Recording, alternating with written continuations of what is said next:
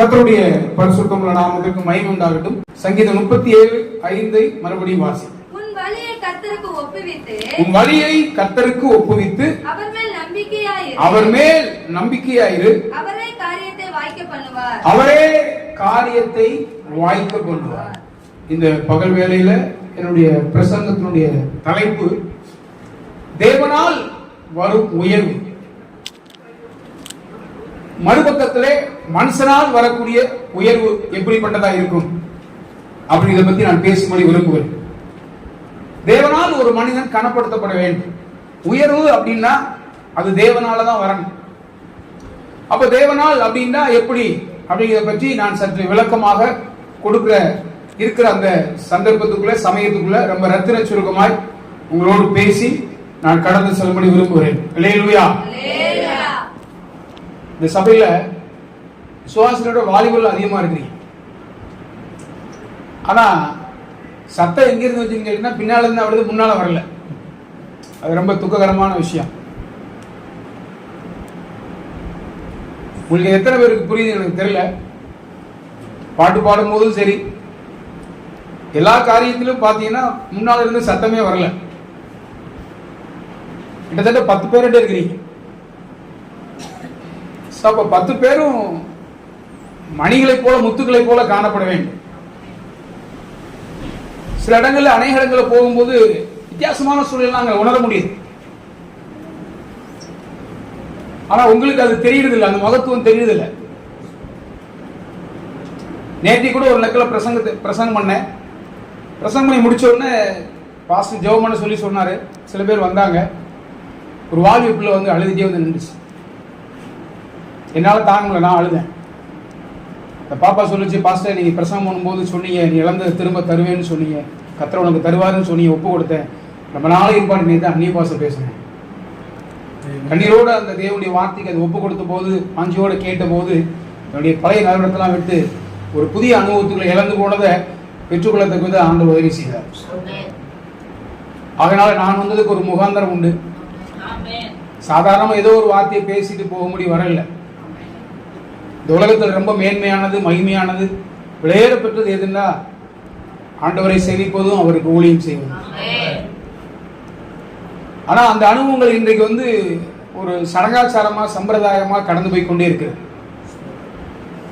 ரொம்ப சுருக்கமா நான் பேசும்படி விரும்புகிறேன். உன் வழியை கர்த்தருக்கு ஒப்புவித்து அவர் மேல் நம்பிக்கையை, அவரே காரியத்தை வாய்க்க பண்ணுவார். அப்ப காரியத்தை வாய்க்க பண்றது அவர் தான். அப்ப உயர்வு ஒரு மனிதனுக்கு வரும்னா தேவனால வர வேண்டும். நான் ஒரு 7 பேரை உங்களுக்கு சுட்டி காமிக்கிறேன். இவங்களுடைய வாழ்க்கையெல்லாம் நீங்க கவனிச்சு பார்த்தீங்கன்னா இதுக்காக இவங்க பிரயாசப்பட்டாங்கன்னா இல்ல, இதை விரும்பினாங்கன்னா இல்ல, அவங்க எல்லாம் ஆசீர்வதிக்கப்பட்டாங்க. அப்படி கேட்கும்போது சிலர் யோசிப்பாங்க, ஒருவேளை வசதியா இருந்திருப்பாங்க, எல்லா இடத்துல அவங்க நல்லா இருந்திருப்பாங்க, அதனால அவங்களுக்கு கிடைச்சிட்டு. அப்படியும் இல்லை. அவங்க போன பாதையெல்லாம் ஒரு வித்தியாசமான பாதை. அவங்களுடைய வாழ்க்கையில தேவன் எப்படி செய்தார் என்பதை பற்றி நான் பேசுவதற்கு முன்பதாக மனுஷனால் தன்னைத்தானே உயர்த்தி கொண்ட ஒரு 7 பேருடைய வாழ்க்கையை பத்தி பேசி, அவங்க உயர்வை விரும்பி தானா மேல ஏறி கீழே விழுந்தவங்களை பத்தி சொல்லி நான் அடுத்து சரியான காரியத்தை பேசும்படி விரும்புகிறேன். தன்னைத்தானே உயர்த்தினாங்க. அந்த உயர்வெல்லாம் நிக்கல. இன்னைக்கு மனுக்குள் அதுதான் விரும்புது. இன்னைக்கு இருக்கிற அநேகருடைய வாழ்க்கையில தானா உயரணும் அப்படின்னு சொல்லி உயர்வை தேடி தேடி போறாங்க. ஆனா எதை தேடி வரணுமோ அதை விட்டுட்டு பல இடங்களை தேடி போறாங்க. ஒரு விஷயத்தை உங்களை குறித்து ரொம்ப துக்கப்படுறேன். ஒரு நாட்கள் அதை மாற்றிக்கொள்ளுங்க எப்படின்னு எனக்கு தெரியாது. ஒரு வாரமெல்லாம் உங்களை ஆண்டவர் பாதுகாத்துக்கிறார். உங்களுடைய இறுதியம் நல்லா இருக்குமானா எழுப்பி ஒரு வார்த்தையாவது ஆண்டவருக்கு நன்றி சொல்ல வேணாமா? இன்னைக்கு எனக்கு ஞாபகம் இருக்கு, நடத்தின சபையில் மைக்கை தட்டி 45 நிமிஷம் கிராஸ் ஆயிரும், பிரசங்கத்துக்கு நேரம் ஆயிரும். இது கடைசி சாட்சின்னு சொல்லி அடுத்த ஆள் எலும்புறதுக்கு முன்னால் சொல்லணும். எலும்பிப்பாடு சொன்னா துக்கப்பட்டுருவாங்க. அந்த எலும்பி வந்து அவங்க சாட்சி சொன்னாலுமே அழுதுகிட்டே சாட்சி சொல்லுவாங்க. இந்த சாட்சி ஒவ்வொருவரையும் உயிர்ப்பித்தது. இந்த சாட்சி ஒவ்வொருவரையும் உயிர்ப்பித்தது. இப்போ ஒரு வாரம் எல்லாம் உங்களை ஆண்டவர் பட்டினியா போட்டாரா? இல்லை சாப்பாடு இல்லையா? இல்லை உங்க பிரயாணங்கள் ஆபத்தில் கத்திர கை விட்டாரா? ஏன் உங்களுக்கு சபையில் எழுப்பி ஏன் சாட்சி சொல்ல முடியல? ஏன் வார வாரம் சாட்சி சொன்னா தப்பா? ஏன் நமக்கு அது வரமாட்டேது?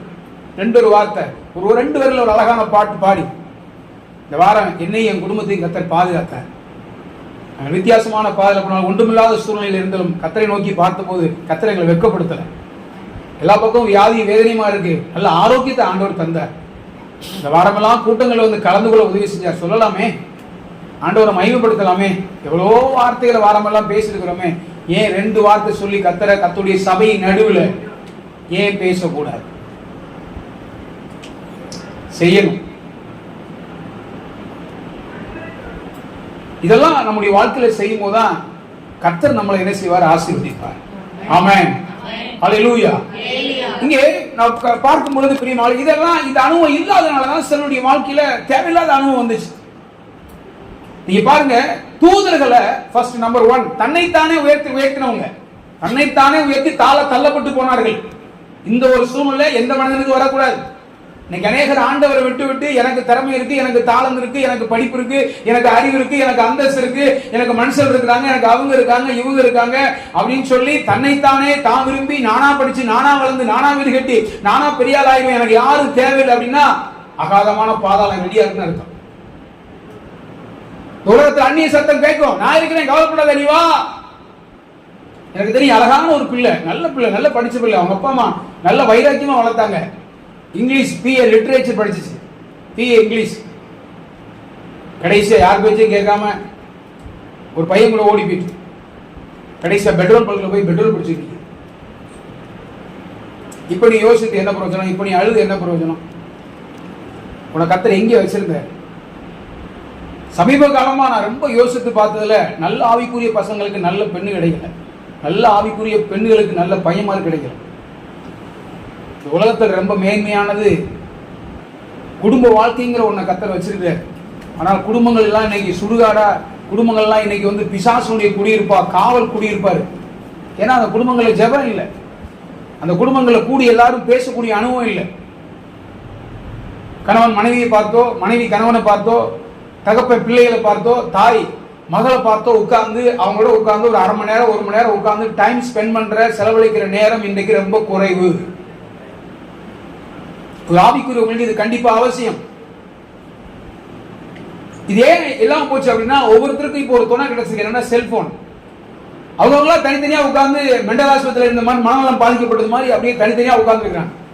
ரொம்ப பரிதாபம், ரொம்ப பரிதாபம். காரணம் என்னன்னா, தேவன் இல்ல, தேவனை விட்டாச்சு. அதனால உங்களுடைய வாழ்க்கையில் தடுமாற்றங்கள். அப்ப எப்படியாவது உயர்ந்துடலாமா? நிறைய வழி இது சொல்லித்தரு. எனக்கு போன் வந்திருக்கு, முன்னாடி காலங்கள்ல சில போன் வந்திருக்கு. அப்ப அட்டன் பண்ணா உடனே என்ன தெரியுமா சொல்லலாம்? அழகான பெண்களிடத்தில் பேச வேணுமா, நம்பர் 1 அமுக்கவும். இப்ப அப்படிலாம் வேண்டாம், நீங்க செல்போன் ஆன் பண்ணி நெட் இருந்தாலே போதும், அங்கே சகலம் இருக்கு. அப்படிப்பட்டதான ஒரு வித்தியாசமான கலாச்சாரத்துக்கு போயிட்டோம். என்னுடைய வார்த்தையை கேட்கிற அருமையான தேவனுடைய பிள்ளைகளை, இங்கே ஆண்டவர் தூதர்களை ரொம்ப அழகா உண்டாக்குனார். பூர்ணமா உண்டாக்கப்பட்டவன். அவன் நடந்தாலே மியூசிக் மாதிரி தான் இருக்கும்.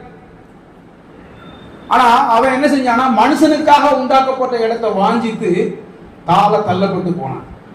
நான் வானத்துக்கு ஏறுவேன், சிங்காசனத்துக்கு போவேன். மனுஷனுக்கு ஆயத்தமாக்கப்பட்ட இடத்தை இவன் வாஞ்சித்து, இவன் எவ்வளவு அழகான, எவ்வளவு மேன்மையானவன் தெரியுமா? அவன் எவ்வளவு பவர் ஆண்டர் கொடுத்திருந்தார் தூதனுக்கு. அந்த மேன்மைக்குள்ள இல்லாம தேவன் விரும்பாத சொல்லாத ஒன்று இன்னொன்று செய்ய ஆசைப்பட்டு கீழே விழுந்தான்.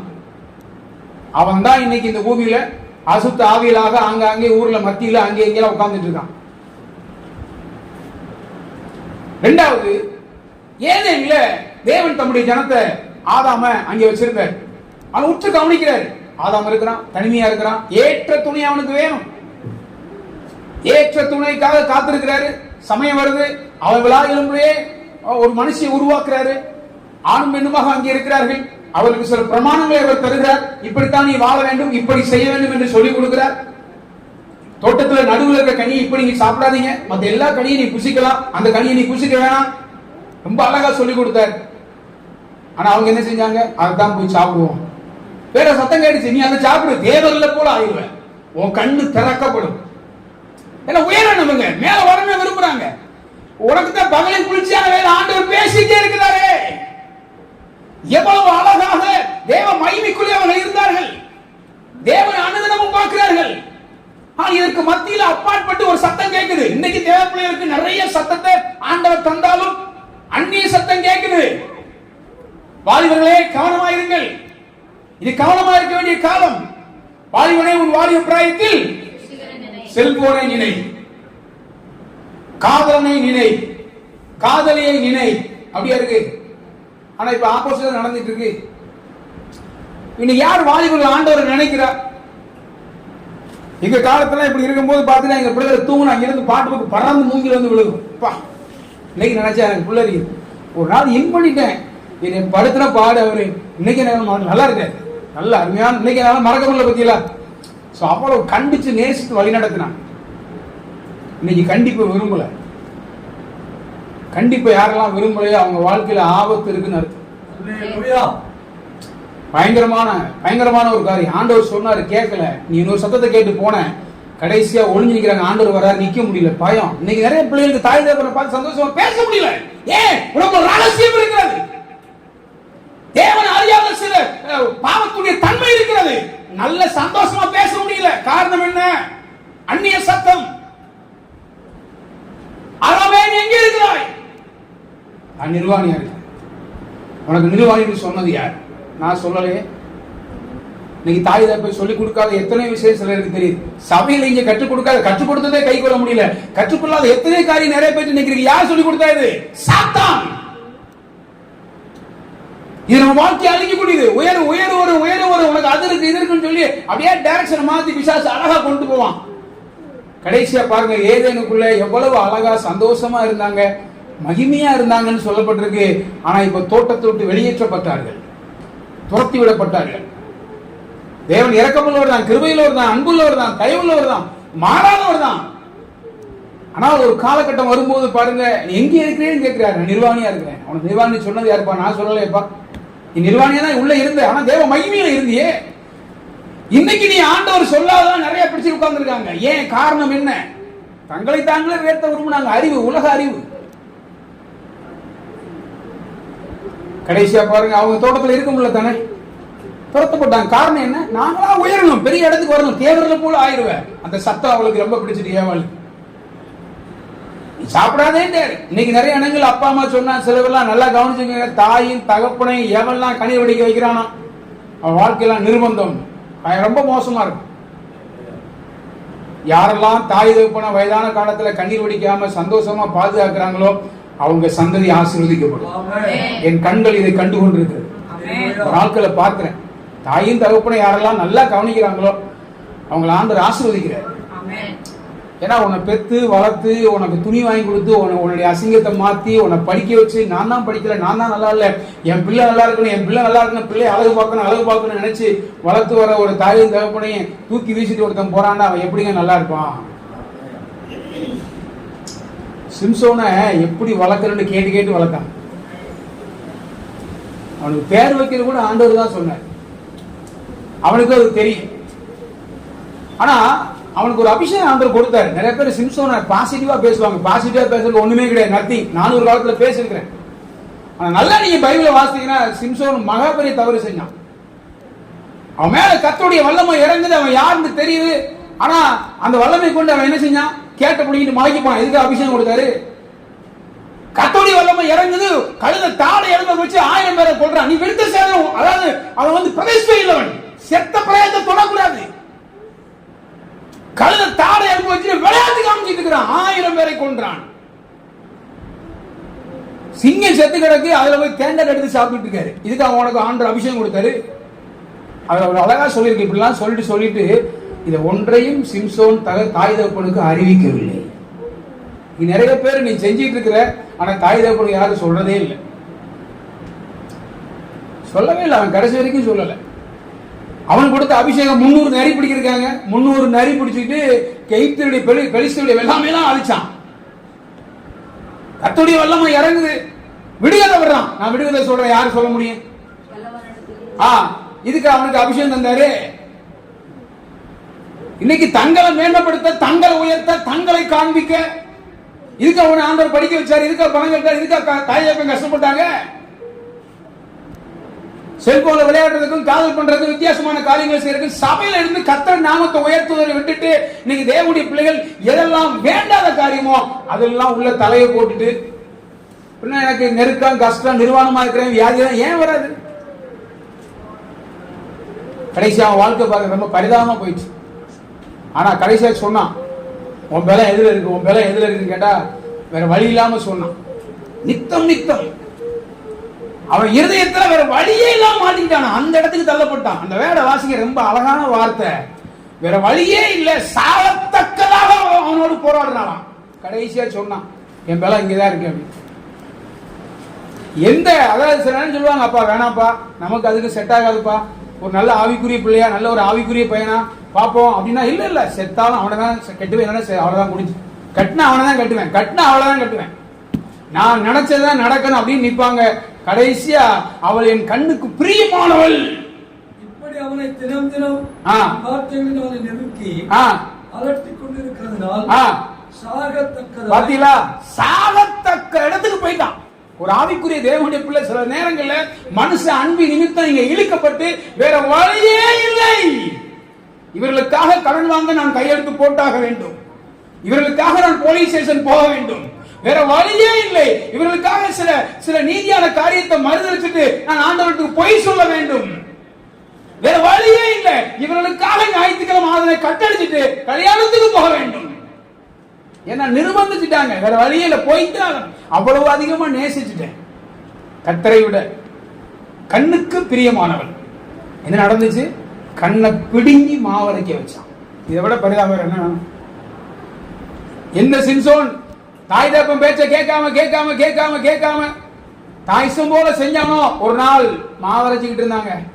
அவனால கொல்லப்பட்டவங்க தான் மிச்சம். என்னத்தை சாதிச்சான் சிம்சோன் பூமியில? என்ன நியாயம் விசாரிச்சான்? ஆண்டவர் கொடுத்த அபிஷேகத்தை வச்சு விளையாடிட்டு இருந்தான். அவன் எவ்வளவு பெரிய காரியம் செஞ்சிருக்கான். இதுவே இந்த ஆவி இறங்கும்போது இவ்வளவு பெரிய காரியம் உண்மையான செஞ்சானா மகா பெரிய காரியத்தை செஞ்சிருக்கலாம். அவன் செஞ்ச காரியம் எல்லாம் தன்னை மேம்படுத்திருக்காதான். முடிவு ரொம்ப பரிதாபம். கர்த்தருக்கு ஸ்தோத்திரம்.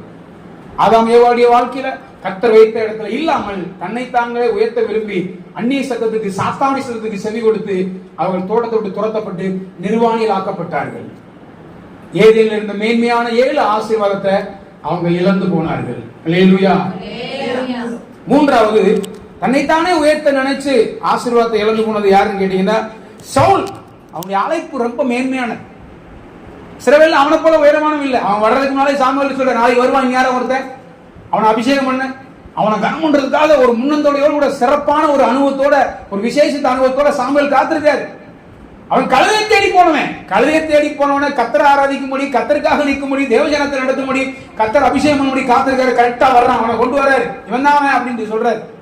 எவ்வளவு பெரிய அது ஒரு பெரிய அழைப்பு.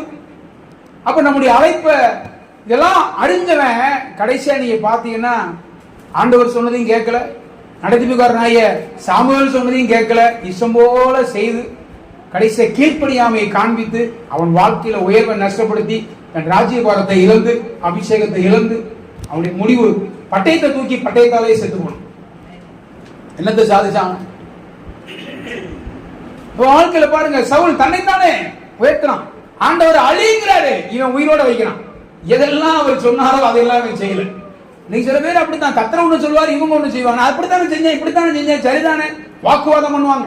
சில விசுவாசி, சில பிள்ளைகள் வாக்குவாதம் பண்ணுவாங்க, சில நேரம் குடும்பத்துல வாக்குவாதம் பண்ணுவாங்க. அதை ஏற்றுக்கொள்ள மாட்டாங்க. அது சொன்னது சரிந்து நியாயப்படுத்துவார்கள். இந்த நியாயம் இந்த சவுலும் செஞ்சான்.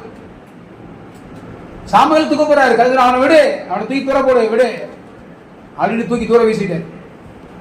தன்னுடைய தன்னைத்தானே உயர்த்த விரும்பினான், கீழ்ப்படியில பரிசெலுத்திறன் சொல்லி இஷ்டம் போல செஞ்சான். அவனுடைய வாழ்க்கையிலும் கூட உயர்வு இல்லாமல் நஷ்டப்பட்டு தனக்கு கிடைச்ச மேன்மையை அவன் இழந்து போனான். நாலாவது நீங்கள் பார்க்கும் பொழுது நேபுகாத் நேச்சார். ஆண்டவர் நல்ல கணம் கொடுத்திருக்காரு. ஆனா பாருங்க, அவன் சொன்னா, நான் கட்டின மகாபாபிலோன், நான் கட்டின மகாபாபிலோன் அப்படி சொல்லி பெருமைப்பட்டு அப்படியே இருந்தான். என்ன நடந்துச்சு? மாட்டை போல புல்லு திங்கிறவனா மாறிட்டான். அவன் சாயலை கத்தர் மாத்திட்டார். ஆண்டவர் தர உயர்வை ரொம்ப தாழ்மையோடு கூட நம்ம அதை பெற்றுக்கொள்ளல, அனுபவிக்கல அப்படின்னா இழந்து போவோம். இன்னைக்கு நிறைய பேர் வஞ்சிக்கப்படுறதுக்கலாம் காரணம் இந்த நேபுகாத் நேச்சார் மாதிரிதான். மேன்மை வாழ்றதுக்கு என்ன இருக்கு? சிலர் சொல்லுவாங்க, நான் யார் தெரியுமா? நீ யாரு? மண்ணு. உங்களை பார்த்து சிலர் சொல்லுவாங்க, நான் யார் தெரியுமா? யாருன்னா மண்ணுன்னு சொல்லுங்க. நான் சொன்னது உண்மையா பொய்யா? நீ எல்லாம் பார்த்தா அமைதியா இருக்கிறீங்களே, ஒரு அல்லேலூயா கூட வர மாட்டேது, ஆமேன் வர மாட்டேது. ஒரு கட்சிக்கார ரோட்ல பேசினா கூட ஒரு 2 வார்த்தை சொன்னா கோஷம்றான், விசில் அடிக்கிறான், கை தட்டுறான், என்னென்னமோ பண்றான். சைலண்டா அப்படியே அமைதியா உட்காந்து அட்டென்ஷன்ல இருக்கிறீங்களே. அப்ப அவனுடைய வாழ்க்கையில நீங்க கவனிச்சு பாருங்க. நான் கட்டின மகாபாபிலோன் அன்னைக்கே அவன் எழுந்துட்டான். தாழ்மையுள்ளவர்களுக்கு தேவன் கிருபை அளிக்கிறார். இந்த மார்க்கத்துல ரொம்ப முக்கியமானது 3 தான் கிறிஸ்டியானிட்டியில. 1 மன்னித்தல், 2வது தாழ்மை, 3வது பரிசுத்தம். இந்த 3 சரியா இருக்குமானா அவனை எவனும் இந்த உலகத்தில் அசைக்கவே முடியாது. நீங்க மன்னிப்பு இல்லையே, மன்னிக்க முடியல. நம்ம எத்தனை பேரை மன்னிக்கிறதுன்னு கேட்கிறோம், ஏன் மன்னிக்கணும்னு கேட்கிறோம், எதுக்கு மன்னிக்கணும்னு கேட்கிறோம். தாழ்மை. இயேசு தாழ்மையுள்ளவராகவே வெளிப்பட்டார். தன்னைத்தான் தாழ்த்துற எவனும் உயர்த்தப்படுவான். 3வது பரிசுத்தம். தங்களுக்கு கொடுத்த பரிசுத்த வாழ்க்கையை, தூய்மையான வாழ்க்கையை காத்துக்கிறோம். ரொம்ப இந்த நாட்கள் கவனமா இருக்க வேண்டியது, பெருமை வாழ்க்கையில் வந்துடவே கூடாது. ரொம்ப அபாயகரமானது. அதனால் நீதிமொழிகள் இதை பற்றி ஞானி ரொம்ப அழகா எழுதுறாரு. நேபுகாத் நேச்சாருடைய வாழ்க்கையில அவன் பெரிய பெரிய பெரிய ஒரு மனிதன் தான். ஆனால் தன்னுடைய வாழ்க்கையில மேன்மையை அவன் இழந்தான். அது மாத்திரமல்ல, இங்கே தொடர்ந்து வாசிக்கும் பொழுது அப்சலோம் 5வதாக மேன்மை இழந்த ஒரு மனுஷன் யாருன்னா அப்சலோம். இந்த அப்சலோம் யார் தெரியுமா? தாவீதுடைய மகன். தாவீதுக்கு அடுத்து இவன் தான் ராஜாவா வரணும். ஆமென். ஆனா இவன் என்ன செஞ்சான்? தான் தான் ராஜான்னு சொல்லி ஒரு கூட்டத்தை ஏற்படுத்தி குதிரையின் மேல போய் அவங்க எல்லாம் தனக்கேற்ற மாதிரி பேசி அப்படியே சுத்தி சுத்தி வந்தான், வளம் வந்தான். அவங்க அப்பா வெறுங்கால அழுதுட்டு ஒளிவு மலைக்கு போற. தகப்பனை துடிக்க விட்டாங்க. வெறுங்காலம் அழுதுட்டே போற. ஆனா அதான் தகப்பன என்ன தெரியுமா? இப்ப சொல்றேன் அவங்களுக்கு தகப்பன்னா யாரு. வெறுங்காலம் அழுதுட்டு போறான். இந்த அப்சலோம் நான் தான் ராஜா, நான் தான் ராஜான்னு ஒரு கூட்டத்தை எழுப்பிட்டான். எல்லாரும் அவன் கூட ஒரு கூட்டம் போயிட்டு கடைசியா நீங்க பாத்தீங்கன்னா எந்த அப்சலோம் தன்னைத்தானே உயர்த்தி ராஜான்னு சொல்லி, அதாவது காலத்துக்கு முன்பதாகவே, தேவன் உயர்த்துறதுக்கு முன்பதாகவே அந்த ஸ்தானத்துக்கு வர விரும்பி வானத்துக்கும் பூமிக்கு நடுவுல தொங்கி செத்தான். அந்த நேரத்துல கூட பாருங்க, ஆமாடா நீ என்ன எவ்வளவு அழுக வச்சடா, நான் சொன்ன நீ கேட்கலடான்னு சொல்லி அவங்க அப்பா சந்தோஷப்படலாங்க, அழுத. என் மகனே அப்சலோமே, இதான் தகப்பன். 1000 தான் நீ விலகி போனாலும் ஒரு தகப்பன் தன் பிள்ளைக்காக மனதிற்கும் உள்ளவனாக இருப்பான். அப்ப எழுத்தின்படி ஒரு தாவீது அப்சலோமுக்காக இவ்வளவு செய்திருப்பான்னு சொன்னா, நம்முடைய ஆண்டவராக இயேசு கிறிஸ்து நீ தேவ சமூகத்துக்கு வரும்போதெல்லாம் உன்னை நேசிக்கிறார். ஆனா நாம் அவரோட தூரமா போயிட்டே இருக்கிறோம்.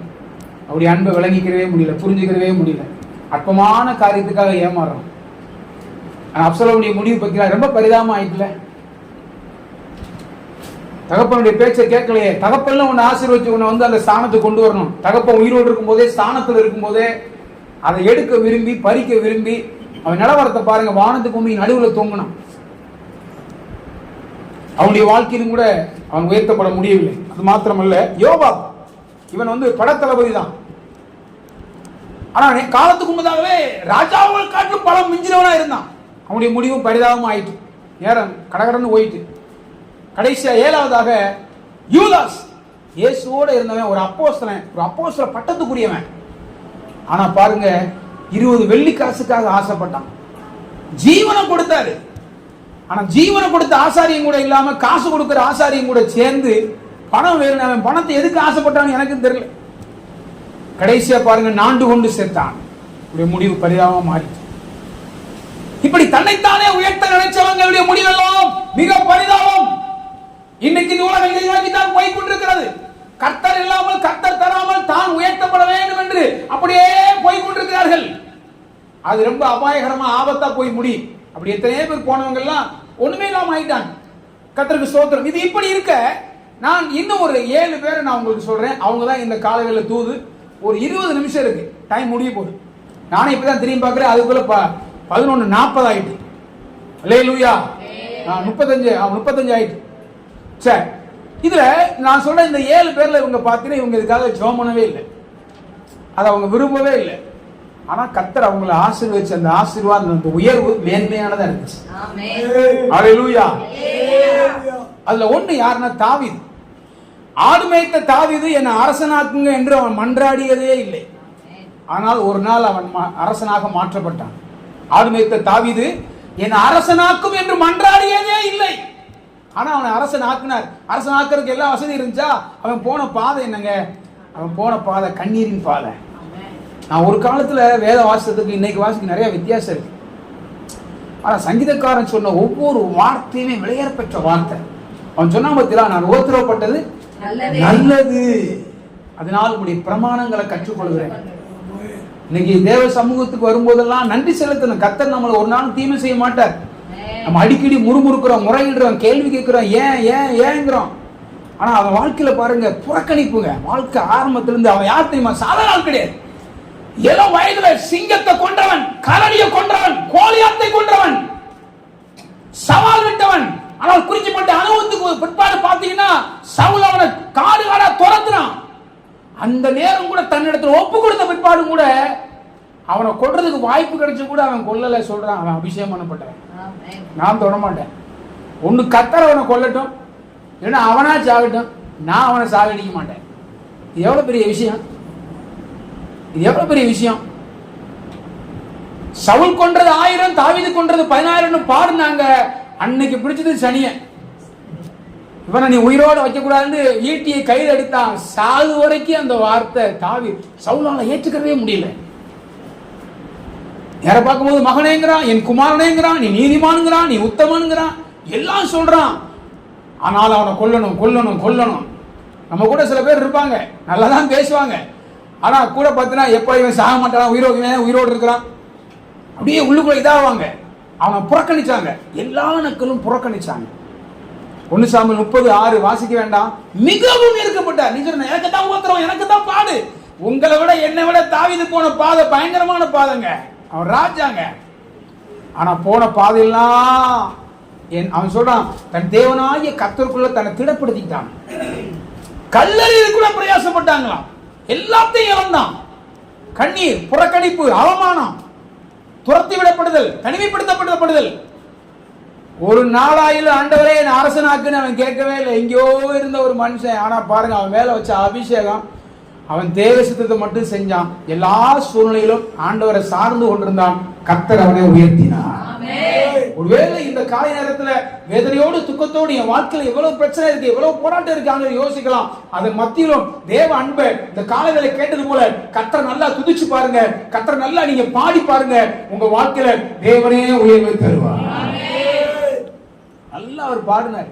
எனக்கு அது ரொம்ப பிடிச்ச ஒரு வார்த்தை 18ஆம் சங்கீதத்துல சொல்றாரு, ஆண்டவரை பத்தி ரொம்ப புகழ்ந்ததுல தாவீது ஒரு விசேஷமான ஆள். 18:1 வாசிக்கிறோம். என் பலனாகிய வாசிங்க. என் பலனாகிய கர்த்தாவே, கர்த்தருக்கு ஸ்தோத்திரம். போதும். என் பலனாகிய மனைவியே, என் பலனாகிய புருஷனே, என் பலனாகிய பிள்ளைகளே, என் பலனாகிய சொத்தே, என் பலனாகிய வாகனமே, என் பலனாகிய அழகே. அப்படி அவன் சொல்லல. அவனோட இருந்தவங்க எல்லாம் எவ்வளவு ஆட்களோட இருந்தான், எத்தனை வருஷம் ராஜ்யபாரம் பண்ணான்.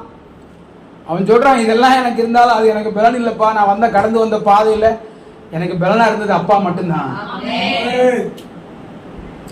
அதனாலதான் கோட்டையே, ரட்சணிய கொம்பே, அடைக்கலமே புகழ்றாரு. புகழ்ந்துட்டே இருக்க. இந்த இந்த இந்த இந்த அதனாலதான் எங்க போனா ஆண்டவரே போகலாமா வேண்டாமா, போகலாமா வேண்டாமா, செய்யலாமா செய்ய வேண்டாமா, இதை கட்ட செஞ்சுட்டே இருந்தார். நாட்கள் ஆனது. தேவசித்தம் செஞ்சான். ஆண்டவர் நல்லா துதிச்சான். அவனை சிங்காசனத்தில் உட்கார வச்சு கர்த்தர் அழகு பார்த்தார். கர்த்தருக்கு வழிய அவனிடத்துல ஒப்புவித்து அவன் காத்திருந்தான். கர்த்தரே காரியத்தை வாய்க்க பண்ணார். இன்னைக்கு ஒருவேளை நெருக்கமும் பிரச்சனையும் போராட்டமும் இருக்கலாம். ஆனா கர்த்தர் அவை எல்லாவற்றையும் மாற்றி ஆசீர்வதிக்க உண்மையிலவராக இருக்கிறார். அவன் மேல இருந்த அபிஷேகம் சொல்லி, நான் சிங்கத்தை கொண்டேன், கரடியை கொண்டேன், அப்படி பண்ணேன், இப்படி பண்ணேன். ஏன் எனக்கு இந்த பாதை, ஏன் இப்படி புறக்கணிக்கப்படுறேன், ஏன் இப்படி தள்ளப்பட்டிருக்கிறேன், எந்த கேள்வியுமே கேட்கல. நன்றாக ஆண்டவரை உயர்த்தக்கூடியவனாக அவன் காணப்பட்டான். நம்பர் 2, இரண்டாவது தேவனால் உயர்த்தப்பட்டது அப்படின்னா, அடிமையாக சென்ற யோசேப்பு என்னை அதிபதியாக்க வேண்டும் என்று அவன் கேட்டதும் இல்லை. அடிமையாக விற்கப்பட்ட இந்த யோசேப்பு என்னை அதிபதியாக்குங்கன்னு ஒரு நாளும் ஜெபிக்கல. ஆனா அதிபதியா ஒரு நாள் மாறினான். ஆண்டவர் அவன் அதிபதி ஆக்கினார். உயர்வு எவ்வளவு பெரிய உயர்வு! சரி, இந்த உயர்வுக்கு பின்னால என்ன இருக்கு பிரியமானவர்களே? கண்ணீர் இருக்கிறது, புறக்கணிப்பு இருக்கிறது, வெறுமை இருக்கிறது, தனிமை இருக்கிறது, இன்னைக்கு இந்த புறக்கணிப்பு, வெறுமை, தனிமையெல்லாம் பார்க்கும்போது நம்ம உடனே ஆண்டவர் அவாய்ட் பண்றோம். தேவ சமூகத்துக்கு போகணுமா, துதிக்கணுமா, அவரை தேடணுமா? ஆண்டவர் ஒரு மனிதனை நடத்துற அந்த பாதை வித்தியாசமா இருந்தாலும் அது மத்தியில கர்த்தர் இருக்கிறார். ஹல்லேலூயா. நீங்க பாருங்க, யோசேப்பை நான் பார்த்து தியானிக்கும் போதெல்லாம் அழுக வருது, கண்ணீர் வருது. ஒரு 7 சந்தர்ப்பத்துல யோசேப்பு கண்ணீர் விட்டார்னு இருக்கு. ஆனா அந்த கண்ணீர் விட்ட அனுபவம் எல்லாம் அவன் அதிபதி ஆக்கப்பட்ட பிற்பாடு, அவன் உயர்த்தப்பட்ட பிற்பாடு தான் கண்ணீர் வடிக்கிறான். ஆனா அவன் 13 வருஷம் சிறைச்சாலை வாசம் பண்ண மத்தியில அந்த காலத்துல கண்ணீர் வடிக்கல. வண்ணீர் வடிச்சுட்டு அவன் எழுத படல.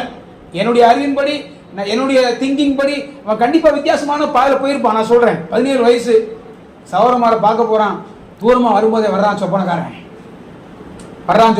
சொல்லி அவனை பத்தி பேசுறாங்க. வந்த உடனே அவன் வஸ்திரத்தை கலட்டி அவனை குளிர் இறக்கி விட்டாங்க. பார்த்தீங்களா, இவங்க எல்லாம் கொண்டு வந்த தின்படத்தை சாப்பிட்டுட்டு இருக்காங்க. அவன் அண்ணன்னு கெஞ்சிருப்பான்ல, அண்ணே அண்ணே அண்ணேன்னு. யோசித்து பாருங்க,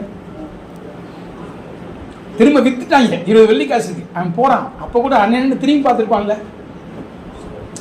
அவங்க அப்பா அவனுக்கு பல வருடம் அங்கி வச்சிருந்தாரு. உங்க அப்பாவை அவன் பார்க்கல. அந்நிய தேசத்துக்கு போறான், வேற இடத்துக்கு போறான். அங்கேயும் கூட பாருங்க, இவன் மேல ஒருத்தி ஆசைப்பட்டு இவரோடு பாவம் செய்யறதுக்கு பிரயாசப்படுறான். அப்ப கூட சொல்றான், இந்த வீட்டுல என்னிலும் பெரிய ஒருத்தன் இல்லை, நான் எப்படி தேவனுக்கு விரோதமா இவ்வளவு பெரிய பாவம் செய்வேன். அப்ப கூட வஸ்திரத்தை விட்டு ஓடினான். அவனுக்கு கிடைச்சது சிறைச்சாலைங்க. நீ ஆண்டவருக்கா உண்மையா இருக்கலாம், உன்னை இந்த உலகம் தூக்கி வீசும், கத்தரை விடாது. யாருமே கண்டுக்கல, அவன் செத்துட்டான்னு சொன்னாங்க. சொந்தமே அவனை தூக்கி வீசிட்டு ஜெயில இருக்கான், ஒண்ணுமே இல்லை. ஆனா கர்த்தர் அவனோடு இருந்தாருன்னு சொல்லப்பட்டு. அப்ப கூட அவன் கேட்டுக்கலாம், ஏன் ஆண்டவரே, நான் இவ்வளவு உண்மையா தானே இருந்தேன், என்ன ஏன் இப்படி, உங்களை யாராவது ஒருத்தவங்களை விபச்சாரக்காரன் இப்படி தப்பு பண்ணான்னு சொன்னா ஏத்துக்கிறீங்களா? அதை ஏத்துக்கிற முடியுமா, சகிக்க முடியுமா? இந்த எபிரேயன் என்னிடத்துல விபச்சாரம் பண்ண வந்தான்னு சொல்றான். தூக்கி கொண்டு உள்ள போட்டாங்க, எந்த விசாரணையுமே இல்லை. 13 ஆண்டுகள். உங்க அப்பா பார்க்க ஆசைப்பட்டிருப்பான்ல, எங்க அப்பா பார்க்கலையே, எங்க அப்பாவுக்கு தெரியல. உங்களை என்னையும் ஒரு மாசம் ஒரு 10 நாள் கூட எங்கேயாவது வச்சா நீங்க யோசித்து பாருங்க, எப்படி இருப்பீங்க? அவன் போன பாதை என்ன? அவனுக்கு தைரியமும் திடமும் பலனும் ஆண்டவர் மட்டும்தான்.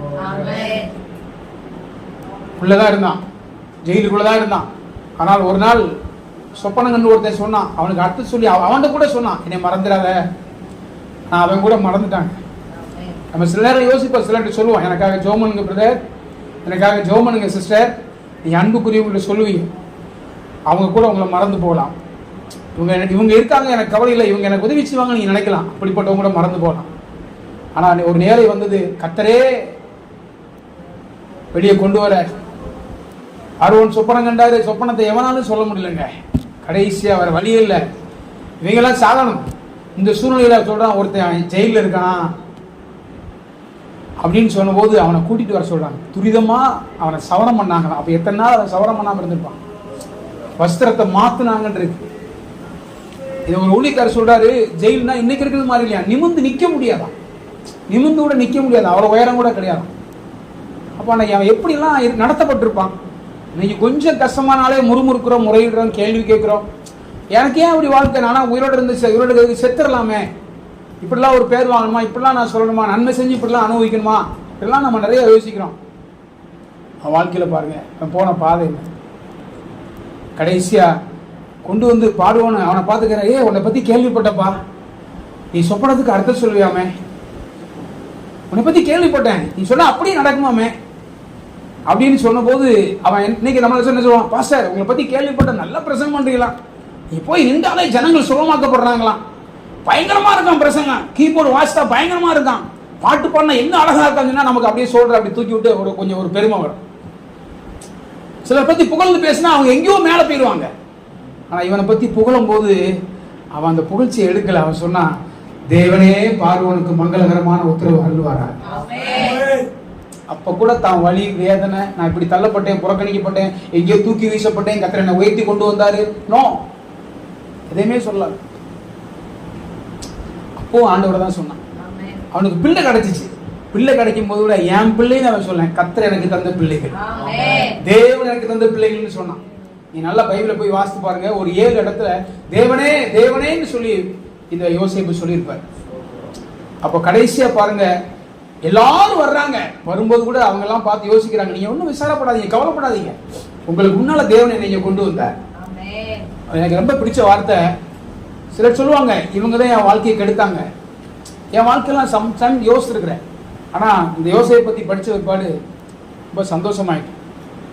எங்கள் அப்பா சொன்னார், எனக்கு என்ன ஞாபகம் இருக்கு, சிங்கப்பூரில் போய் இருக்கிறாரு 1997 வருஷம். கவுனிங்க 1,20,000 ரூபாய் கட்டி, அப்போவே 1,20,000 கட்டி சிங்கப்பூருக்கு எல்லாரும் சொந்தக்காரெல்லாம் அனுப்பி விட்டாங்க. இங்கேருந்து கஷ்டப்படுறாரு, போய் சம்பாதிக்கமான்னு. போய் 1 வருஷத்துக்குள்ள கம்பெனி திவாலாகி தாய்லாந்துக்காரன் சொல்லி அடியால் அனுப்பி ஒரு ரூம்ல போய் அடைச்சிட்டாங்க. எங்கள் அப்பா ரொம்ப பயங்கரமாக இருப்பார். அப்போது எல்லாத்துலையும் இது பண்ணுவார். இப்போ எல்லாரும் பயந்து போயிருக்காங்களாம். இவர் அவனை அடிக்கணும்னு நிற்கிறாராம். ஆனால் ஏதாவது ஒன்று ஆனால் அவன் ஒரு சாட்டை வச்சிருப்பான், அதை அடிச்சா முடிஞ்சிச்சு, அவ்வளோதான், இங்கே வர முடியாது.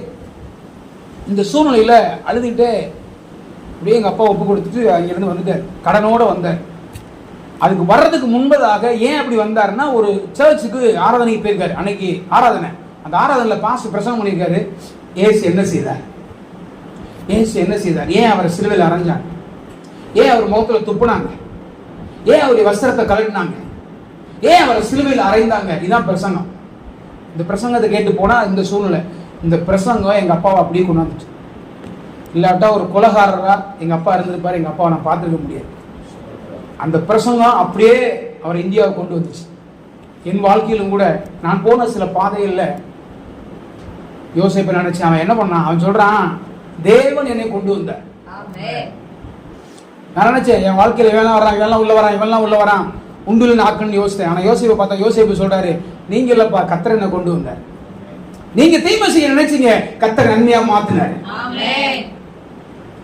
நீங்கெல்லாம் என்ன மறந்தீங்க, கர்த்தர் என்ன மறக்கல. அப்போ அங்க ஒரு அழகான வார்த்தை இருக்கு, நாமளே நம்மளை கெடுத்துக்கிட்டாதான் உங்களை கெடுக்க யாரும் முடியாது, உங்க குடும்பத்தை யாரும் அழிக்க முடியாது, உங்க ஆவிக்குரிய வாழ்க்கை யாரும் அழிக்க முடியாது. யாரு என்ன செய்தாலும் சரி, அவர் அறியாம ஒரு முடி கூட கீழே விழாது. வலியும் வேதனையும் அதிகமா இருக்கலாம், கண்ணீர் வடிக்கலாம், கர்த்தர் எல்லாத்தையும் பார்க்கிறார். இல்ல யாரெல்லாம் மறந்தாலுங்கிற அந்த பாட்டுல நீ சிரித்தாலும் விழிப்பிதும்பும் இருக்கு, ஆனாலும் உன் வேதனையை கர்த்தர் அறிவார். இந்த பாட்டை நீங்க கேட்டு பாருங்க. நீ வெளியில காமிச்சுக்கிறாம சந்தோஷமா இருக்கிற சிரிச்சாலும் உன் விழிப்பிதுங்கும் கர்த்தர், அதை மனுஷன் அறிய முடியாது, தேவன் அறிவார். அப்போ நம்முடைய வாழ்க்கையில் நம்ம போற பாதை கர்த்தர் அறிவார், கர்த்தர் அனுபவிச்சிருக்கிறார். அவருடைய தீர்மானத்தின்படி அவரிடத்தில் அழைக்கப்பட்டவர்களுக்கு சகலமும் நன்மைக்கு ஏதுவாகவே நடக்கும். அல்லேலூயா. யோசேப்பு போன பாதை விகற்பமான வித்தியாசமான பாதை, ஆண்டுகள் போல கழிந்தது. யாரெல்லாம் வேணாண்டு தூக்கி தூர வீசினாங்களோ அவங்களை எல்லாம் அவன் கண்ட சொப்பனம் ஒரு நாள் நிறைவேற வைத்தது. அல்லேலூயா. ஏற்ற காலத்தை கர்த்தர் வைத்திருக்கிறார். அதுவரைக்கும் அமர்ந்திருந்து அமைதியா இருந்து காத்திருந்து தேவ சமூகத்தில் ஒப்பு கொடுக்கும் போதே அவரே உடைய காரியத்தை எல்லாம் வாய்க்க பண்ணுவார். காலத்துக்கு முன்னா கல்யாணம் பண்ண விரும்பாத, காலத்துக்கு முன்னா உயர்வணி விரும்பாத, காலத்துக்கு முன்னா எங்கேயாவது யாரையாவது போகணும் ஆகணும் விரும்ப வேண்டாம். கர்த்தர் உயர்த்த வரலாம். அவருடைய சமூகத்திலிருந்து அவரை துதித்தால் தேவனுடைய ஆசீர்வாதம் நம்மளை தேடி வரும். அல்லேலூயா. யோசேப்புடைய வாழ்க்கையை கவனித்து பார்த்தா கண்ணீர். கடைசியா பாருங்க, அவன் கேட்கவே இல்லை தானே, கேட்காத ஆசீர்வாதத்தை அவனுக்கு ஆண்டவர் தந்தார். அல்லேலூயா. மூன்றாவது தானியேலுடைய வாழ்க்கையை நீங்க கவனிச்சு பார்த்தீங்கன்னா, அவன் ஜெப வாழ்க்கையை விடவே இல்லை. அவனை சுத்தி எல்லாரும் பாக்குறாங்க. அவனுடைய வாழ்க்கையை நீங்க பாத்தீங்கன்னா, சிங்க கவியிலே வீசப்பட்ட தானியேல் என்னை காப்பாற்றும் என்று கதறியது இல்லை. அவன் ஜெப வீரன், ஏதோ ஒரு வேளை ஜெபிக்கிறவன். பத்திரத்தை கையெழுத்து வைச்சாச்சு, இனி சிங்க கவின்னு சொன்ன போது என்னை விடுதலையாக்குங்க ஆண்டவரேன்னு கதறவே இல்லை. இதெல்லாம் என் வாழ்க்கையில என்ன தேற்றின ஒரு வார்த்தை. தாவீது கேட்கல அரசனாக்குங்க, யோசேப்பு கேட்கல என்னை அதிபதி ஆக்குங்க. இங்கே இவனுக்கு ஒரு பயங்கரமான நெருக்கம், சிங்க கவி இரையாக போறான். ஆனா 3 வேளையும் ஜெபிக்கிறான், பத்திரத்தை கையெழுத்து வச்சாச்சு, மறுபடியும் ஜெபத்துக்கு போறான். அந்த ஜெபத்துல போய் ஆண்டவரே ஆண்டவரே ஆண்டவரே அப்படின்னு அவன் கேட்கவே இல்லை. அவன் எவ்வளவு பெரிய விஷயம் பத்தியில. அவன் போன பாதை என்ன, அடுத்து சாக போறான், சாவு ரெடியா இருக்கு. ஆனா அவனுக்கு தேவனை பற்றி ஒரு சரியான வெளிச்சம் இருக்கு பத்தியில. சாத்ராக்கு நான் கூட யோசித்தேன், என் வாழ்க்கையெல்லாம் வந்து நெருக்கத்துக்கு எத்தனை பேர் சொல்லி கஷ்டப்பட்டு ஃபீல் பண்ணிருக்கிறேன். ஆனா தானியேல் சாத்ராக்கு மேஷாக் ஆபேத்நேகோவோட சொல்லல, எனக்கு இப்படி செஞ்சுட்டாங்க, ஆண்டவர் என்னை விட்டுட்டாரா? ஏன் இப்படி, ஏன் அனுமதிச்சாரு, ஏன் இப்படி நடக்குது? நல்லதானே கர்த்தரை பின்பற்றேன், நல்லதானே ஆண்டவர் ஆராதிக்கிறேன், நல்லதானே அவருக்கு பிரியமா இருக்கிறேன், ஏன் கர்த்தர் அனுமதித்தார்? எனக்கு ஏன் சிங்கக்கேவி, எனக்கு ஏன் இந்த உபத்திரவம், எனக்கு ஏன் இந்த பாதை? நிறைய நம்ம கேள்வி கேட்கலாம். இன்னைக்கு அந்த கேள்வியெல்லாம் தூக்கி தூர வீசிட்டு ஒரு தீர்மானத்தோடு கூட கர்த்தருக்குள்ள வைராக்கியமாக நீங்கள் எழுப்பி பிரகாசிக்க வேண்டும். ஹalleluya. கடைசியா பாருங்க, அப்படியே கூட்டிட்டு போறாங்க. அப்ப கூட தேவன் கிரியை செய்யல.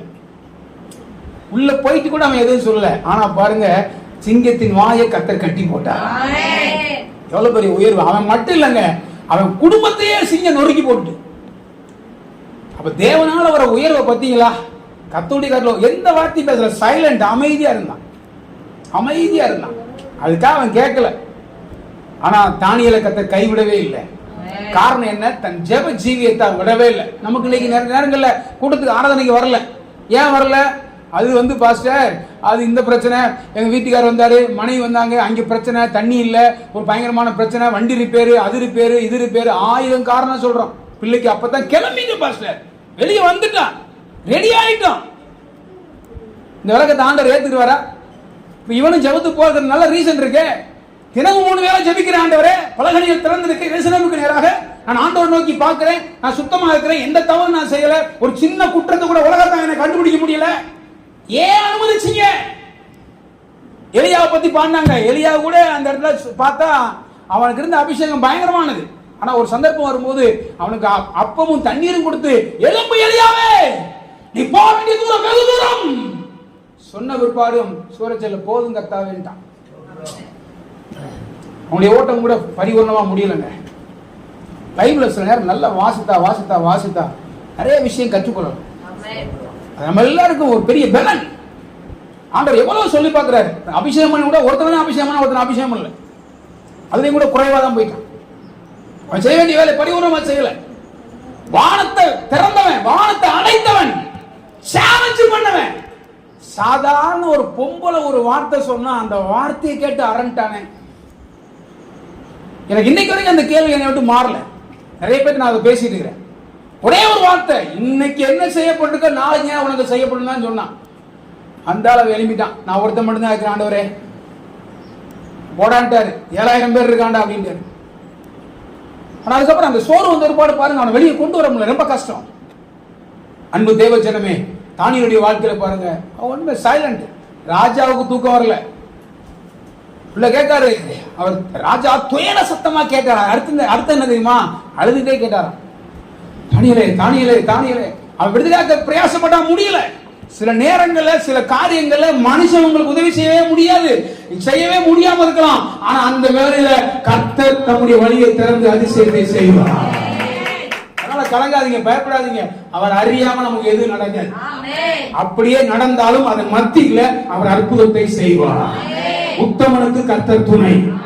தேவனால் உயர்வு வருமானால் அந்த வாசல, அந்த உயர்வு, அந்த கனத்தை இந்த உலகத்தில் எவனாலும் தடுக்கவே முடியாது. அவன் தேவனை நோக்கி ஜெபிக்கிறவன். ஜெபம் ஒரு நாள் வீணா போகாது. அதனால தளர்ந்து போக வேண்டாம். கர்த்தருக்கு ஸ்தோத்திரம். அது மாத்திரமல்ல, நீங்கள் 5ஆவதாக சாத்ராக், மேஷாக், ஆபேத்நேகோவை பற்றி வாசிக்கும் பொழுது, அக்கினி ஜுவாலையில தூக்கி வீசப்பட்ட இந்த 3 வாலிபர்கள் என்னை காப்பாற்றும் என்று அவங்க கேட்கவே இல்லை. 4 வாலிபர்கள்.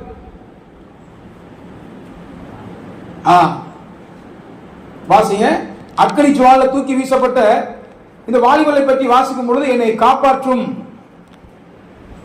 4வது குறிப்பு, சீக்கிரம் வாசிங்க.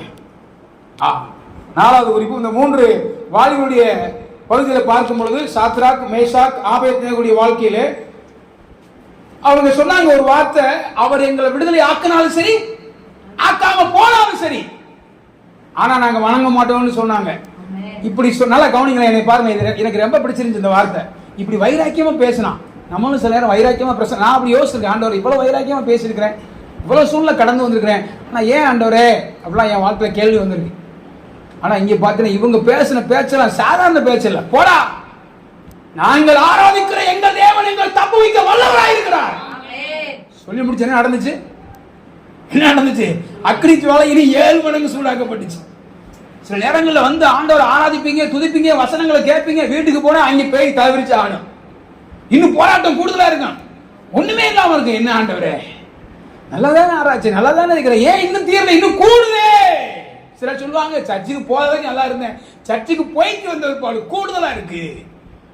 ஜெபம் பண்ண வரைக்கும் நல்லா இருந்தேன், ஜெபம் பண்ண பாடு இன்னும் அதிகரிக்குதே, மேகமே தெரியலையே, கொஞ்சம் கூட அறிகுறி இல்லையே. ஜெபம் பண்ணலாமா வேண்டாமா, பாடுவோமா பாட வேண்டாமா, துதிப்போமா வேண்டாமா. சில நேரங்களில் ஜெபம் கேட்கப்படுமாங்கிற சந்தேகம் கூட வரலாம்.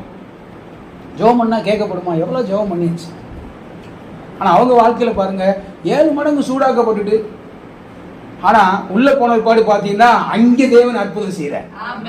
உயர்வை பத்தியில அவங்க காப்பாத்துன்னு கேட்கவே இல்லையே, கேட்கவே இல்லை. ஆனா ஆண்டவர் பத்தியில அவங்க உயர்த்தினாரு பாருங்க. உள்ள தூக்கிட்டு போனவன் கருகி போனானா, இவங்களோட அவர் 4வது நபர் உலாவிட்டு இருக்காரு. கடைசியா பாபிலோன்ல அவர் உயர்த்தப்பட்டாரு. ஆமென். அப்ப ஆண்டவர் ஆராதிக்கிறவன் தோத்து போக மாட்டான். தங்கச்சி மாலை நல்லா கை தட்டி ஆண்டவர் ஆராதிக்கும், நல்லா பாடணும். சில பேர்லாம் திருவிழால காணா போன மாதிரி முடிக்கிறீங்க. ஆண்டவர் அவ்வளவு பேரன் வாலிபத்தில் தந்திருக்கிறார். எங்களுக்கு சொல்லிக் கொடுத்தாங்க, வாலிபனே உன் வாலிப பிராயத்தில் பாட்டு சத்தம் அழகா இருக்கு. எங்க நானும் தேடி தேடி ஆளை பார்த்துருக்கேன், கண்டே பிடிக்க முடியல. கடைசியா பின்னாடி இருக்கிறது யார் அது பாடுறது அப்படியே பார்த்துட்டு இருக்கிறேன். பார்த்தா பின்னாடி எல்லாம் அமைதியா சைலண்டா இருக்கிறாங்க. அப்ப இந்த நாட்கள் ஆண்டவர் தந்த கிருபைகளை தானதுகளை நல்லா பயன்படுத்தணும். அணைச்சு போடக்கூடாது, ஒதுக்கி வச்சிடக்கூடாது, நல்லா துதிக்கணும். வாழ்க்கையில பாருங்க, எனக்கு அது ரொம்ப என்னை ஆச்சரியப்படுத்தியது. கடைசி end of the movement, final ஸ்டேஜ்ல பாருங்க 7 மடங்கு சூடாக்கி. அப்ப கேட்கலாம், ஆண்டவரே இப்படி வைராக்கியமா பேசிட்டு இருக்கிறேன், இப்படி சொல்லி இருக்கிறோம், 7 மடங்கு சூடாக்கு ஏன் ஆண்டவரே அனுமதிச்சீங்க?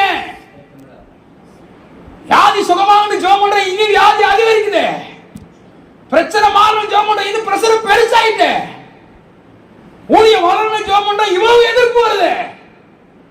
சில நேரங்கள் வரலாம், உட்கார்ந்து தேவனோடு ஒரு கனெக்ஷன் நமக்கு இருக்குமானா அந்த நேரம் ஒரு அமைதியை தேவன் நமக்கு தருவார். இவங்களை யாரும் தொட முடிஞ்சுச்சா? தொடவே முடியல. கர்த்தருடைய கிரியை எவ்வளவு பயங்கரமா இருந்துச்சு. நேரம் இல்லை, சுருக்கமா அடுத்து நான் போகிறேன். 5வதாக பேதுரு. சிறைச்சாலையில் அடைக்கப்பட்ட பேதுரு என்னை விடுவி என்று கூப்பிடவில்லை. ஜெயில கொண்டு போய் லாக் பண்ணிட்டாங்க. அப்போஸ்தலர் 12வது அதிகாரத்துல வாசிக்கும் பொழுது யாக்கோபு கொல்லப்பட்டான், அடுத்து இவனையும் பிடிச்சு உள்ள கொண்டு போறாங்க. கொண்டு போய் உள்ள போய் அடைச்சாச்சு. ஆனா பேதுரு, எனக்கு அதுல பெரிய ஆச்சரியம்னா, பவுலையும் சீலாவையும் கொண்டு போய் ஜெயிலில் அடைச்சப்பா 2 பேரும் துதிச்சு பாடுனாங்க. அவங்க உற்சாகத்துல ஆவில அவ்வளவு காயத்தின் மத்தியில வேதனை மத்தியில துதிச்சாங்க, அது பெரிய விஷயம். ஆனா அதை விட இவன் வாழ்க்கையை பார்த்தீங்கன்னா உட்கார்ந்து படுத்து தூங்கிட்டு இருக்கான். சில நேரங்கள் அடைக்கப்பட்டது மாதிரி இருக்கேன். இவ்வளவு சிறைச்சாலையா, இவ்வளவு நெருக்கமா, ஏன் இப்படி? ஆனா அவனுக்கு ஏன் தெரியுமா தூங்குனா? அவனுக்கு அதுக்கு முன்னாலே தெரியும், ஆண்டவரை பத்தி ஒரு நல்ல வெளிச்சம் அவன் இருந்துச்சு. சிலுவையில் அறையப்பட்ட இயேசு யார்?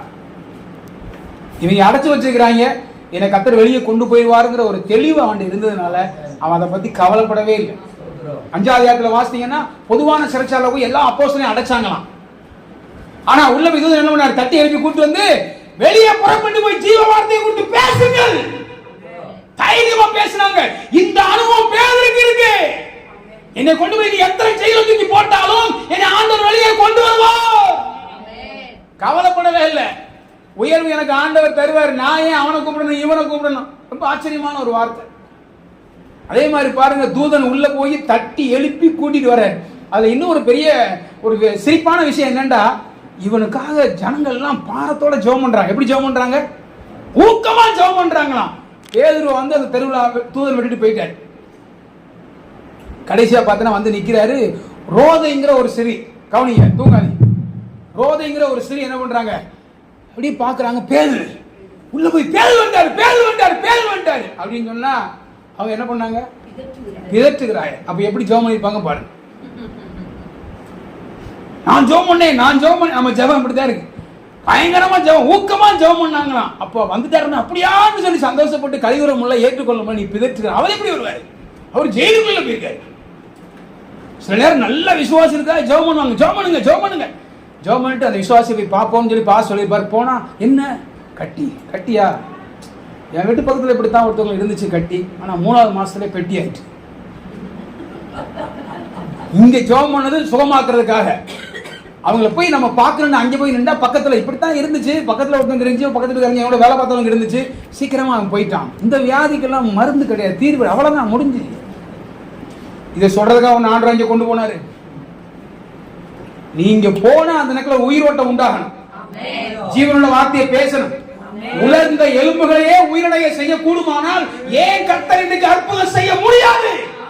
விசுவாசிக்க வேணும், உறுதியா நம்புங்க கர்த்தர் செய்வார்.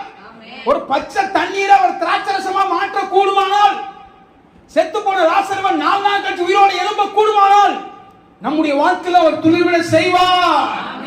அவங்ககிட்ட போய் பேசுங்க. வியாதியா இருக்கிறவங்க, பிரச்சனையில் இருக்கிறவங்க எல்லாம், உடஞ்சி போய் இருக்கிறவங்க எல்லாம் ஆதரட்டு இருப்பாங்க, அவங்களால ஜெபிக்க முடியாது. அவங்க பக்கத்துல போய் கவலைப்படாதீங்க பிரதர், கர்த்தர் உங்களுக்கு சுகமாக்குவார். நீ எழுதி வந்து சபையில சாட்சி சொல்லுவீங்க. உங்களுக்கு ஒரு ஊழியம் இருக்கு, உங்களுக்கு அழகான வாழ்க்கை இருக்கு, உங்க குடும்பத்தை கர்த்தர் கட்டுவார். உங்க கடன் பிரச்சனை மாறும், இந்த சூழ்நிலைகள் மாறும், உங்களோட ஆண்டவர் இருக்கார், நாங்களாம் ஜெபம் பண்றோம், இப்படி சொல்லி பாருங்களேன், அவங்களுக்கு ஒரு பெரிய சந்தோஷம் வரும். வியாதியஸ்தர் பக்கத்துல, கஷ்டப்பட்டவங்க பக்கத்துல, உடைக்கப்பட்டவங்க பக்கத்துல, நொறுக்கப்பட்டவங்க பக்கத்துல போய் மன உடையது மாதிரி பேசக்கூடாது. நம்முடைய ஆண்டவர் திரளான ஜனத்தை கண்டு மனதுருகினார். ஒரு மனதுருக்கம் நமக்கு தேவை, மனதுருக்கம் வேணும். தேவனுடைய வார்த்தை அவ்வளவு மேன்மையானது. அவன் வாழ்க்கையில பாருங்க, வெளியே வந்தான், ஒண்ணுமே அவனை யாரும் பண்ண முடியல, எல்லாரும் ஆச்சரியப்பட்டாங்க. இயேசுவின் நாமத்தை பற்றி பயங்கரமா பேசுறாங்க. விடுதலை என்று அவன் கேட்க, அவன் தூங்கிட்டு இருந்தான், கர்த்தர் பார்த்துக்கிறாரு. உயர்வு பாருங்க, யாரு தடுக்க முடிஞ்சது? இனி 6வதாக நான் சுருக்கமாக சொல்லி முடிக்க விரும்புகிறேன். பணிவிடை ஊழியக்காரனாகிய யோசுவா என்னும் வாலிபன் என்னை மோசையை கெடுத்து தலைவனாக்குங்கன்னு அவன் கேட்கவே இல்லை. என்னை தலைவனாக்கிருங்க ஆண்டவரே, மோசை மாதிரி நான் ஒரு தலைவனாகணும். இன்னைக்கு பாருங்க, தலைவர் பதவிக்கு என்ன போட்டி. பணிவிடை ஊழியக்காரனாக இருந்த இந்த யோசுவா என்னும் ஆசாரியன் என்னை தலைவனாக்குங்கன்னு அவன் கேட்கவே இல்லை. ஆனா மோசையை கெடுத்து கர்த்தர் எங்கேயோ இருந்த ஒரு யோசுவாவை தலைவனாக கொண்டு வந்தார். அல்லேலூயா. ஏன் தெரியுமா? ஆசரிப்பு கூடாரத்தை விட்டு அவன் பிரியாதிருந்தான். ஆண்டவர் எங்க வச்சாரோ அந்த இடத்துல ஜனங்கள்லாம் முறுமுறுத்தாங்க, முறையிட்டாங்க, கேள்வி கேட்டாங்க, விபச்சாரம் பண்ணாங்க, எடுத்து பேசினாங்க. ஆண்டவர் செஞ்ச அற்புதங்களை அடையாளங்களை பார்த்து கீழ்ப்படியவே இல்லை, அவ்வளவு துக்கப்படுத்தினாங்க. அதன் மத்தியில வாழ்ந்த ஒரு பரிசுத்தவான், ஒரு தேவ மனுஷன். ஆனா யாருக்கு துக்கமா இல்ல, ஆசரிப்பு பிரியாதிருந்தான். யாத்திராகமம் 33 வாசிக்கிறோம், ஒரு சிநேகிதனோடு பேசுற போல கர்த்தர் பேசினாராம். அவன் ஆசீர்வாதத்தை விட்டு பிரியாதிருந்தான் இருக்கு. அப்ப ஐக்கியத்தை விட்டு, தேவனுடைய அந்த இதை விட்டு பிரியாம இருக்கணும். ஒரு நாள் ஆண்டவர் உயர்த்துவார், என்ன பண்ணுவார். இன்னைக்கு பாருங்க, பதவிக்காக இன்னைக்கு அரசியலை விட கேவலமா போயிட்டு பதவி பதவி பதவி பதவி பதவி வச்சு என்ன பண்ண, தன்னைத்தானே உயர்த்த விரும்பின எத்தனை பேர் இருந்தா பாருங்க. அப்சலோம் கதை என்னாச்சு? கர்த்தர் ஒரு மனுஷன் உயர்த்தி கொண்டு வர வேணும். ஆனா இங்க பாருங்க, யோசுவாவுடைய வாழ்க்கையில அழகா, நான் மோசையோடு இருந்து போல உன்னோடும் இருப்பேன், நான் உன்னை விட்டு விலகுவதும் இல்லை, உன்னை கைவிடுவதும் இல்லை. அந்த வார்த்தை அப்படியே கர்த்தர் நிறைவேற்றினார். ஹல்லேலூயா. இவருக்கு யார் ரெக்கமெண்டேஷன் பண்ணா? கர்த்தரே கொண்டு வந்தாரு. எங்கே ஒரு மூலையில ஓரமா அமைதியா வாட்ல ஆசீர்வாதத்துக்குள்ள இருந்தான். நிறைய அக்கிரமம் நடந்துச்சு, அநியாயம் நடந்துச்சு, பார்த்தான். எதையுமே அவன் இது பண்ணிக்கல. அவன் ஆண்டவருக்கு பிரியமா இருந்துட்டான். நடத்திட்டு மோசையும் துக்கப்படுத்தவே இல்லை. மலைக்கு கூட போனான். குறிக்கப்பட்ட ஆட்கள் பாரு, நான் தான் சீனியர் சொல்லி எந்த விதத்துல மோசையை கஷ்டப்படுத்தவே இல்லை. இன்னைக்கு நம்ம பாருங்க, நமக்கு மேல இருக்கிறவங்களை கஷ்டப்படுத்துறோம். யோவாபு தாவீதுக்கு பிரியமா இருக்கல. தாவீது சொன்ன ஒரு அழகான வார்த்தை, சரியா, அதாவது நான் ராஜாவா இருந்த போதிலும் சரியாவின் குமாரராய் இவர்கள் என் பலத்துக்கு மிஞ்சி இருக்கிறார்கள். சில விசுவாசம் ஊழியக்காரன காட்டிலும் மிஞ்சி இருப்பாங்க. அதெல்லாம் ரொம்ப ஆபத்து, அடங்கி இருக்க மாட்டாங்க. எனக்கு தெரியுங்க, நாங்க நடத்தின சபையெல்லாம் பாத்தீங்கன்னா பெரிய பெரிய போஸ்ட்ல லட்சக்கணக்கான ரூபாய் சம்பளம் வாங்குவோம். அழகா ஒண்ணும் தெரியாத மாதிரி பொங்கல் கூட ஜோம் பண்ணிட்டு போயிட்டே இருப்பாங்க. நீங்க சில பேரு அலட்டுவாங்க. அலட்டுகிற மார்த்தாள்கள் சபைக்கு அவசியம் இல்லை, தேவ சமூகத்தில் அமர்ற மரியாள்கள் எழும்பவே அலட்டுவாங்க. பெரிய பெரிய ஆட்கள்லாம் நிறைய ஆட்கள் ஒண்ணும் இல்லாம அப்படியே அமைதியா இருக்கும். நிறைவுடன் தழும்பாது, குறைவுடன் தான் கூத்தாடு. அப்போ அங்க பாருங்க, யோசுவாவுடைய வாழ்க்கையில எந்த இதுவுமே சலசலப்பே இல்லை, அமைதியா இருந்தான். ஏற்ற வேலை வந்து கர்த்தர் அழகா உயர்த்தி கொண்டு வந்தார்.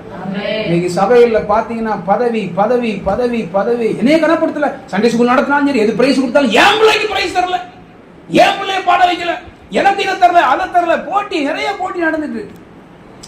நம்மள ஆண்டவர் உயர்த்தணும், கர்த்தர் நம்மளை கொண்டு போகணும். மற்றவங்க செய்யறாங்களா செஞ்சுட்டு போகணும். ஆண்டவரே சொன்னார், ஒரு விருந்து வீட்டுக்கு போறியா, ஓரமா போய் எங்கேயாவது ஓரமா உட்கார், நீ போய் அங்க முன்னாடி உட்கார், உன்னை காட்டிலும் கனமற்றவன் அங்க வருவான், உன்னை தள்ளி போய் உட்கார். இதை விடவா போதனை செய்யணும்? சீட்டுக்கு என்ன அடி, என்ன போட்டி, என்ன இதெல்லாம் பார்த்தீங்கன்னா ரொம்ப இதுங்கெல்லாம் பரலோகத்தில் போய் எங்கே ஆண்டு வைப்பார்? உயர்வு பாரு எப்படி வந்துச்சு பத்தியில. எங்கேயோ இருந்த ஒரு மனுஷன் கர்த்தரை கொண்டு வந்து எவ்வளவு அழகு பார்த்தா இருப்பாரு. இன்னைக்கு பெந்தகோஸ்து மார்க்கத்துக்குள்ள எலெக்ஷன் வந்துச்சு. இன்னைக்கு அப்படி அல்ல, இந்த இதுக்கே வேலையே கிடையாது. அப்ப நமக்கு ஒரு உயர்வை கத்தர் வச்சிருக்காரு. நம்மளை உயர்த்தணும்னு நினைச்சாருன்னா யாரும் தடுக்க முடியாது. அதனால நீ இருக்கிற இடத்துல, கத்தர் வச்சிருக்கிற இடத்துல தேவன் உயர்வை தருவதற்காக காத்திருந்து இவங்களை மாதிரி நம்ம அந்த ஐக்கியத்தை விட்டு, உபதேசத்தை விட்டு, சத்தியத்தை விட்டு விலகாம இருப்போமானால் கத்தர் ஆசீர்வதிப்பார். ஏழாவது, புருஷனை இழந்த ரூத் எனக்கு புருஷனை தாரும் என்று அவ கேட்கவே இல்லை. அவள் வாழ்க்கையில இளம் விதவை, சின்ன வயசுல புருஷன் இறந்து போயிட்டான். அவ போன பாதையை பத்தீங்களா? அவ கேட்டாளா? அவ சொல்ற வார்த்தை ரொம்ப அழகான வார்த்தை. திரும்பி போறதை பத்தி என்னோட பேச வேண்டாம்.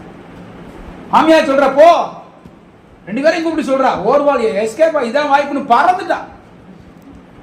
இன்னைக்கு காலைல வரும்போது ஒரு செய்தி கேட்டேன். அதுல ஒரு தேவனி மனுஷன் அழகா சொல்றாரு, இந்த ஓர்வாள் யாருண்டா கோலியாத்துக்கு அம்மாவாம். சரித்திரம் சொல்லுதான். அவர் சொல்ற பைபிள்ல இல்ல, யூத சரித்திர கலாச்சாரம், அவர் நல்லா படித்த மேதாவி. அவர் சொல்றாரு, இவ யாருன்னு கேட்டீங்கன்னா கோலியாத்துடைய அம்மா 4 ராட்சத பிரவியான மனுஷரை பெற்றெடுத்தான்னு பைபிள் இருக்கு. அது இருக்கு, பிசாசு மாதிரி. ஆனா ரூத்தினுடைய சந்ததியை பத்தியா இயேசு வெளிப்பட்டார். அப்ப நடத்திப்புக்கு உட்பட்டு திரும்பி போக மாட்டேன், கர்த்தரனை ஆசீர்வதிக்கட்டும், அவருடைய விருப்பம். உம்முடைய தேவன் என்னுடைய தேவன், நீ என்ன எங்க வைக்கிறது அங்க நான் இருப்பேன். உம்முடைய ஜனம் என்னுடைய ஜனம். திரும்பி போக பத்தி பேச வேண்டாம். எனக்கு ஒரு வாழ்க்கை வீணா போச்சு, என் வாழ்க்கை வீணா போச்சு, நான் பெத்லகேம்ல இருந்து ஏன் மோவாபு கொண்டு வந்த கேட்கவே இல்லை பத்தியல. மாமியாரை பார்த்து முறுமுறுக்கவே இல்லை பத்தியல. நீங்க நம்ம முறுமுறுக்கிறோமே, ஏன் இங்க கொண்டாந்தாரு, அங்க இருந்துக்கலாமே, ஏன் இங்க வந்தோம், வேற எங்கேயாவது போயிருக்கலாமே, நிறைய கேள்வி கேட்கிறோம். ஆனா தேவன் நம்மளை உயர்த்த நினைக்கும் போது அந்த உயர்வு யாரும் எட்டாத உயரமாக இருக்கும். ஹல்லேலூயா. உங்களை மூடுவோமா? முழங்கால்கள் முடக்குவோம். தேவனால் ஒரு மனிதன் உயர்த்தப்பட வேண்டும். தாவீது அவன் நெருக்கப்பட்டான், புறக்கணிக்கப்பட்டான், தள்ளப்பட்டான், கண்ணீரின் பாதை. ஆனா அவனை கர்த்தர் அப்படியே விடல. ஒரு நாள் சிங்காசனத்தில் வச்சு கர்த்தர் அழகு பார்த்தார். என் இருதயத்துக்கு ஏற்றவன் சொன்னார். அவன் ஆண்டவர் உண்மையிலவனாக அவன் காணப்பட்டான். நான் உபத்திரப்பட்டது நல்லதுன்னு சொன்னான். ஆண்டவரே, நாங்கள் தீயும் தண்ணீரையும் கடந்து வந்தோம், செழிப்பான இடத்துல எங்களுக்கு கொண்டு வந்து விட்டீர் என்று அவன் சொன்னான். உன்னை கர்த்தர் அப்படி கண்டிப்பா மாற்றுவார். நீ போற பாதை வித்தியாசமான பாதையா இருக்கலாம், கவலைப்படாத. யோசேப்பு அடிமையா விற்கப்பட்டான், ஆனா ஒரு நாள் அதிபதியாக முழு எகிப்துக்கும் உயர்த்தப்பட்டான். அவன் போன பாதை நெருக்கத்தின் பாதை, விசாரிக்கப்படாத பாதை, தாய் தகப்பனை பார்க்க முடியாத ஒரு பாதை. அன்புக்காக ஏங்கி இருந்தான், எங்கேயோ ஒரு ஜெயிலுக்குள்ள முடங்கி கிடந்தான். ஆனால் கர்த்தர் யோசேப்போடு கூட இருந்தார். அவன் எல்லா உபத்திரத்திலும் விடுதலையாக்கி அவன் ஆண்டு உயர்த்தினார் என்று அப்போஸ்தலர்ல வாசிக்கிறோம். தானியேலை பாருங்க, ஜெபிக்கிற ஜெப வீரன், அநியாய குற்றச்சாட்டு, பத்திரத்தை கையெழுத்து வச்சு அவனை ஒண்ணுமில்லாம ஆக்குன்னு நினைச்சாங்க. சிங்க கெவில தூக்கி வீசி அவனை கொல்லணும்னு நினைச்சாங்க. ஆனா கர்த்தர் அனுமதிக்கவே இல்லை. ராஜாதி ராஜா அவனை ஆண்டவர் தப்புவித்தார். ஒரு நீதிமானுக்காக எதையும் ஆண்டவர் செய்வார். சிங்கத்தின் வாயவே கர்த்தர் கட்டி போட்டார். உனக்காகவும் எனக்காகவும் தேவன் செய்ய வல்லமை உள்ளவர். சாத்ராக்கு மேஷாக்கு ஆபேத்நேகோ அவருடைய வாழ்க்கையில உறுதியா இருந்தாங்க. அக்கினி ஜுவாலை இன்னும் அதிகமாச்சு. அதன் மத்தியில தம்முடைய வல்லமை என்ன என்பதை காண்பித்து அவரை தேசத்துல உயர்த்தினார். ஜெயிலுக்குள்ள அடைக்கப்பட்ட பேதுருவை ஆண்டவர் வெளியே கொண்டு வந்தார். அதற்காக அவன் ஜெபிக்கவே இல்லை. யோசுவா என்னும் வாலிபன் ஆசரிப்பு கூடாரத்தை விட்டு, சபையை விட்டு, சத்தியத்தை விட்டு, உபதேசத்தை விட்டு நம்முடைய வாழ்க்கையில் நாமும் கூட அடங்கி இருக்கும் போது, இன்னைக்கு கஷ்டமா இருக்கலாம், நீ அடங்கி இருந்து பார். இந்த யோசுவா உயர்த்தினது போல உன்னை கர்த்தர் ஒரு நாள் அந்த ஸ்தானத்தை கொண்டு வருவார். நீ விரும்பினதோட மேன்மை அடைந்து கர்த்தர் கொண்டு வருவார். ரூத்துடைய வாழ்க்கையில இழந்து ஒரு மற்றவங்க பார்த்து அற்பமா வாழ்க்கை போச்சு, விதவியாயிட்டா நிறைய பேர் பேசிக்கலாம். இன்னைக்கு உங்களை பத்தி நிறைய பேர் பேசலாம். ஆனால் கர்த்தருக்காக நம்ம உண்மையா இருந்தா, கர்த்தர் ஆராதிப்பதை விட்டு விடாம, இந்த உபதேசத்துக்காக, சத்தியத்துக்காக, பரிசுத்தாவை விட்டு விடாம இருக்கும்போது நமக்கு தேவன் போவாசாய இயேசுவை தருவார். அவர் மூலமாக ஆசீர்வாதத்தை நம்ம பெற்றுக்கொள்வோம்.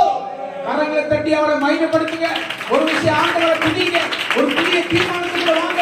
ஆண்டவரே, நான் உறுதியாக இருப்பேன், எந்த சூழ்நிலையிலும் உங்களை விட்டு விட மாட்டேன். ஆண்டவரே, ஒருத்தர் வெளியே போகாதீங்க. நீங்க ஒரு அபிஷேகத்தோட போங்க. என் வாழ்க்கையில உயர்வை நீங்களா தரணும். ஆண்டவரே, என் வழியை உங்களுக்கு ஒப்புவிக்கிறேன். நீங்களே என் காரியத்தை வாய்க்க பண்ணுங்கப்பா. என் குடும்பத்தை ஒப்பு கொடுக்கிறேன். ரபாலா கரபாலா ரிமானா ஷபாலா கரபாலாயோ. தேவனா எந்த தேவனா நிச்சயம் நான் ஆசீர்வாதம் பெற்றுக் கொள்ளுவேன். எந்த தேவனா எந்த தேவனா நிச்சயம் நான் ஆசீர்வாதம் பெற்றுக் கொள்ளுவேன். உங்கள் வசனம் கைக்கொள்ளுவேன்.